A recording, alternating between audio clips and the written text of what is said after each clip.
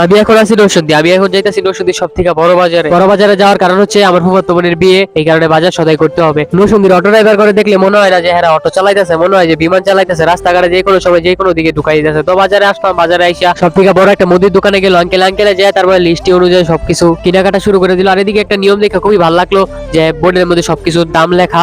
এখন আমি আছি বাংলাদেশের সব থেকে ডিমান্ডফুল একটা ব্যবসায়ীর কাছে, যার থেকে সবজি কিনে খাওয়ার সামর্থ্য এখন কেউরই নাই। এই কারণে ভাবলাম এটা সবার পরে নেই। তারপরে বললাম কাঁচা বাজারের একটা সবচেয়ে বড় দোকানে, যেই দোকানটার মধ্যে থেকে সবকিছু নিতে পারবো।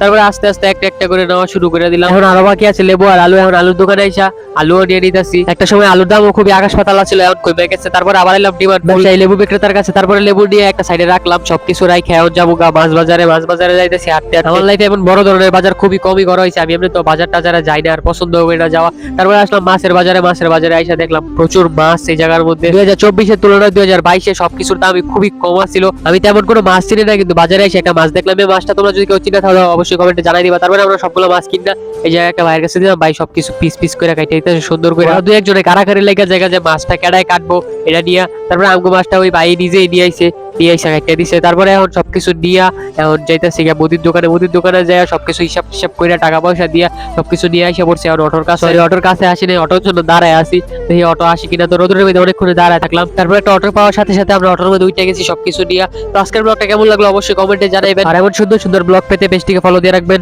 আল্লাহ হাফেজ।